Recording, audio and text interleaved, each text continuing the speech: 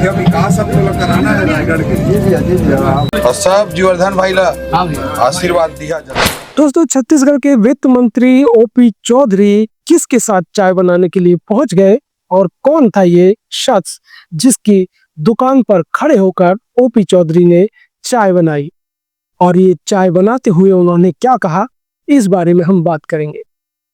नमस्कार दोस्तों, स्वागत है आपका 4th आई न्यूज पर। मैं सत्येंद्र सिंह। दोस्तों, जैसा कि आप जानते ही हैं कि कलेक्टरी छोड़कर मंत्री पद तक पहुंचने वाले जो ओपी चौधरी है वो अक्सर सुर्खियों में रहते हैं। वे जो फैसले लेते हैं उनकी चर्चा छत्तीसगढ़ प्रदेश में ही नहीं बल्कि पूरे देश में होती है। जैसा कि उन्होंने कलेक्टरी छोड़कर राजनीति ज्वाइन करने का फैसला लिया था और ये पूरे देश के लिए सुर्खियां बन गया था। उस वक्त हालात ये थे कि ओपी चौधरी क्या करते हैं, क्या खाते हैं, क्या पीते हैं, किस कंघी से कंघी करते हैं, वो सब सुर्खियां बन रहा था। हालांकि अब वक्त बदल गया है और जिन ओपी चौधरी के बारे में जानने के लिए छत्तीसगढ़ और देश के लोग बेताब थे, अब उसमें कुछ कमी आ गई है। कमी इसलिए आ गई है क्योंकि अब वे खुद मंत्री पद तक पहुंच गए हैं और यहाँ पर जिम्मेदारियों और कांटों भरा जो सफर है वो शुरू हो जाता है। जैसा कि हम पिछले दिनों देख ही रहे हैं कि लगातार जो शिक्षा कर्मी है, जो निलंबित सहायक शिक्षक है, वो लगातार ओपी चौधरी को ही टारगेट कर रहे हैं। लेकिन ओपी चौधरी भी जानते हैं कि सकारात्मक जो खबरें है वो किस तरीके से क्रिएट की जाती है।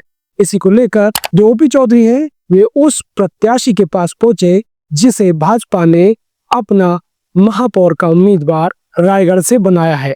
यहाँ पर वे जीवर्धन चौहान की दुकान पर पहुंचे। यहाँ पर उन्होंने अपने हाथों से उनकी जो दुकान में आने वाले ग्राहक थे उन्हें चाय दी।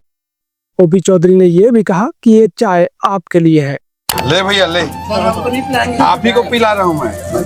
इसके साथ ही जीवर्धन चौहान के बारे में बोलते हुए ओपी चौधरी ने यह भी बताया कि जो शख्स पिछले 29 साल से भाजपा का सदस्य है और चाय बना रहा है तो निश्चित ही वो ईमानदार होगा और उनकी ईमानदारी की वजह से रायगढ़ में जो विकास है वो गति पकड़ेगा। विकास अब तो कराना है रायगढ़ के। भाजपा की रीति नीति जैसी। हालांकि भाजपा ने एक चाय की मामूली सी दुकान चलाने वाले व्यक्ति को महापौर का टिकट दिया है।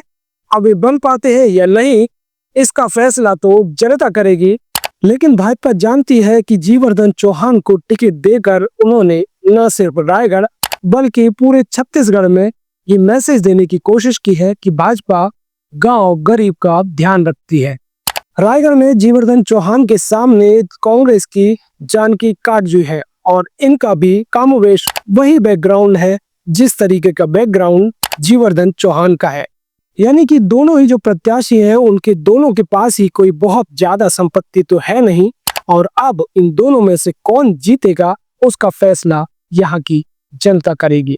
विकास अब तो कराना है रायगढ़ के। और सब जीवर्धन भाई ला आशीर्वाद दिया जाए।